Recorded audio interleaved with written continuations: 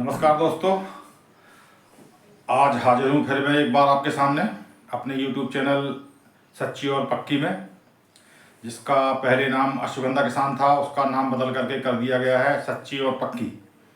तो आज मैं आपके सामने लेके आया हूँ अकरकरा की खेती के बारे में कि अकरकरा की खेती कैसे करें।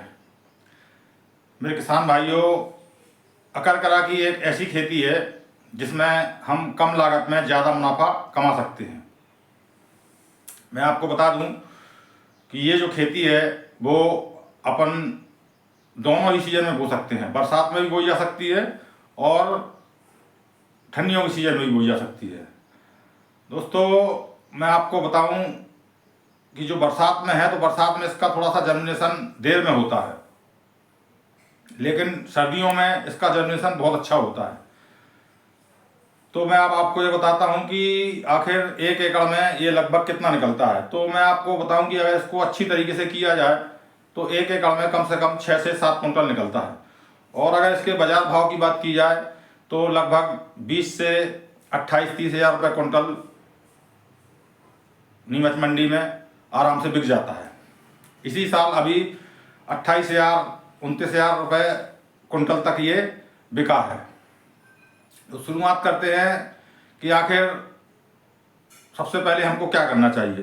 तो किसान मित्रों, सबसे पहले हमको खेत की जुताई हकाई अच्छे से कम 2 से 3 बार कर लेनी चाहिए। अगर हो सके तो इसको पिलाऊ से पहली बार अच्छी तरीके से इसको हम जोत लें। इसके बाद 2-3 बार और हकाई जुताई कर लें। अब बात करते हैं कि इसमें बेसल डोज में हमें क्या डालना चाहिए, यानी कि खाद में हमको इसमें कौन कौन सी खाद देना है।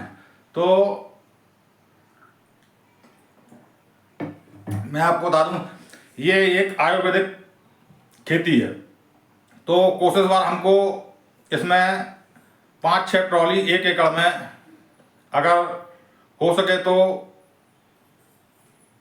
गोबर की सड़ी हुई खाद डालना है, क्योंकि इससे दवाई बनती है, ये हम ही आपके काम में आती है। तो कोशिश बार आपको इसमें गोबर की खाद डालनी है। अगर किसान भाइयों के पास जिनके पास में गोबर की खाद उपलब्ध नहीं है तो वो किसान भाई आखिरी हकाई से पहले 25 किलो यूरिया और 25 किलो DAP और उसमें 25 किलो ही पोटाश 1 एकड़ में आपको डालना है। और 1 बोरी आपको सिंगल सुपर फास्फेट की डाल करके अच्छी तरीके से जोत करके खेत में मिला देना है। मिलाने के बाद में अब आता है बीज बोने का नंबर। तो आखिर 1 एकड़ में लगभग कितना बीज लगता है, तो मैं आपको बता दूं 1 एकड़ में कम से कम 6 से 7 किलो बीज लगता है। 6 से 7 किलो बीज हमको बोना है। अब उसका बोना का तरीका क्या है मैं वो आपको बता दूं। तो इसका बोने का जो तरीका है, इसकी जो डोरियाँ आती हैं, अकरकरा की डोरियाँ आती हैं, छोटी छोटी गुठली जैसी होती हैं। सबसे पहले अपन को क्या करना है कि उसको जमीन में रख करके और पत्थर से अच्छी तरीके से रगड़ लेना है, जिससे वो एक चूरा सा बन जाए, भूसा सा बन जाए, जिससे वो डोरियाँ हमारी बिल्कुल फूट जाए और बीज हमारा बिल्कुल बारीक बारीक हो जाए। कई लोग तो क्या करते हैं कि इसको जो चक्की होती है, चक्की में भी पिसवा लेते हैं, लेकिन चक्की में हम अपन को इतना नहीं पीसना है कि एकदम बिल्कुल महीन हो जाए। अपन को चक्की में अगर पिसवाना है तो उसका तरीका ये होता है कि जैसा अपन गाय को या भैंस को जो दलिया पिसवाते हैं, तो दलिया जिस तरीके से पिसवाते हैं, दलिया से थोड़ा सा मोटा, समझ रहे हो बात को आप, जिस तरीके से दलिया पीसते हैं तो दलिया से थोड़ा सा मोटा रहे, इस तरीके से भी अगर अपन पिसवा सकते हैं। तो 2 तरीके हैं इसके। एक तो अपन धरती में पत्थर ले लें, ईंट ले लें, उससे रगड़ करके, या चक्की में पिसवा करके अपन डोरियों को बीज के रूप में इस्तेमाल कर सकते हैं। इसको अपन को छिड़क विधि से डालना है। खेत में अपन क्यारियाँ बना लें और क्यारियाँ बनाने के बाद में उसको छिड़क विधि से अपन को डालना है। तो ये तो हो गया हमारा बीज बोने का तरीका। अब बात करते हैं पानी की।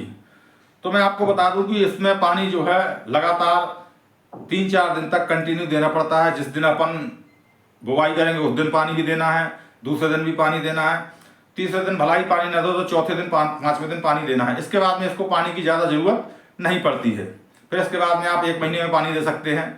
उसके बाद फिर 1 महीने में पानी दे सकते हैं। और ये फसल लगभग 4.5 से 5 महीने की होती है। एक बात तो मैं आपको और बता दूं, इसमें किसी भी प्रकार की कोई सूखा, पाला या कोई बीमारी नहीं लगती है, ना ही इसमें कोई दवाई डालने की ज़रूरत है। हाँ, बात आती है खरपतवार की। तो खरपतवार के लिए मैं आपको बता दूं कि इसमें किसी भी प्रकार की रासायनिक दवा नहीं डाली जाती है। आप भूलकर भी रासायनिक दवा का प्रयोग ना करें। अगर आपने कहीं भूलकर की रासायनिक दवा का प्रयोग खरपतवार मिटाने के लिए किया तो आपकी पूरी फसल नष्ट हो सकती है। इसलिए इसको जब भी खरपतवार 20-25 दिन में निकल आए तो इसको मजदूरों द्वारा आपको हाथ से ही निकलवाना है, और कम से कम 2 बार आपको निकलवाना है। 20-25 दिन में 1 बार निकलवा दें, और अगर आपको लगता है कि 50-55 दिन में या 60 दिन में फिर से अगर खरपतवार आया है तो इसको दोबारा भी आप निकलवा सकते हैं। अब बात आती है इसकी कि इसकी हार्वेस्टिंग कब करें। तो इसकी हार्वेस्टिंग 4.5 से 5 महीने में, कम से कम 5 महीने आप मान लो। 5 महीने में जब डोंडियाँ हमारी सूखने लगें, पत्ते सूखने लगें, तो इसके बाद में हमको सबसे पहले जो डोंडियाँ होती हैं, फूलों की जो डोंडियाँ बन जाती हैं सूख करके, उनको मजदूरों द्वारा तोड़ करके निकाल लेना है। निकालने के बाद में कई बार ऐसा, एक बात और मैं बताऊँ, कई बार ऐसा भी हो जाता है कि हमको टाइम नहीं मिलता है। तो इसमें ऐसी कोई समस्या नहीं है। अगर आप चाहें तो 5 की जगह 6 महीने भी निकाल सकते हैं और 7 महीने भी निकाल सकते हैं, इसमें कोई फर्क नहीं पड़ता है।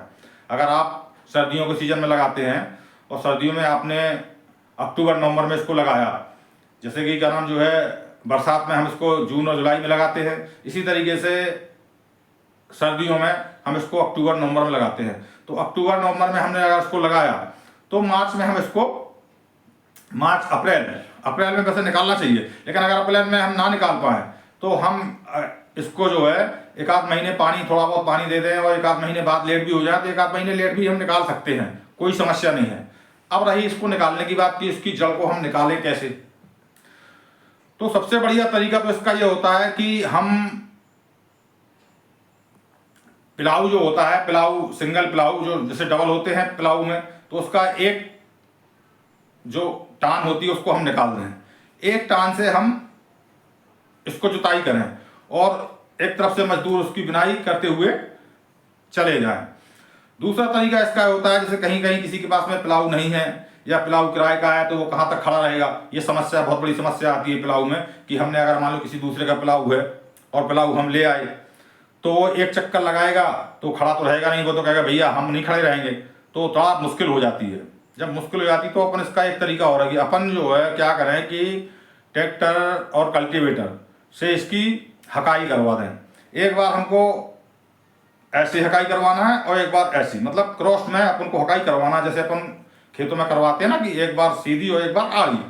तो एक बार सीधी और एक बार आड़ी, इसकी हकाई हम अच्छी तरीके से करवा दें, जिससे हमारी सारी जड़ें बाहर आ जाएंगी और मजदूरों से हम इसकी बिनाई करवा सकते हैं। और बिनाई करवाने के बाद में इसको काट करके इसकी जड़ अपन को अलग कर देना है और इसका जो तना है उसको अलग कर देना है। ऐसा नहीं करना है कि कई लोग क्या बताते हैं कि उसकी जड़ को इकट्ठा किया मैं तने के और सूखने के लिए रख दिया। आपको ऐसा नहीं करना है, उसमें थोड़ी दिक्कत आ जाती है, परेशानी आ जाती है कटाई में। आप सीधा एक काम करें, हकाई बिनाई करवाते जाएं और बिनाई होने के बाद में जड़ों को तने से अलग करवा के अलग रखते जाएं। तो ये सबसे बढ़िया उसका तरीका होता है। ये फसल एक ऐसी फसल है किसान भाइयों कि जिससे आपकी किस्मत बदल सकती है।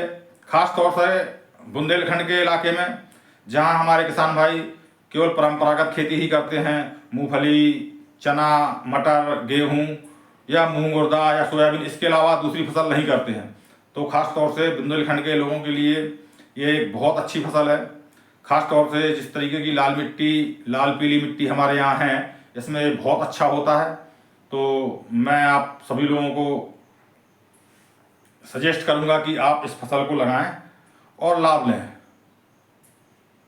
तो इसी के साथ मैं आप सभी लोगों से विदा चाहूँगा और एक बार फिर आपसे कहना चाहता हूं कि आप लोग मेरे चैनल को सब्सक्राइब नहीं कर रहे हैं, देख तो रहे हैं लेकिन सब्सक्राइब नहीं कर रहे हैं, तो कृपया करके मेरे चैनल को सब्सक्राइब करें और शेयर करें, जिससे जो आने वाली वीडियो होगी, जो नई नई जानकारियाँ होंगी, वो जानकारी मैं आपको दे सकूं और आपको वो वीडियो मिल सके।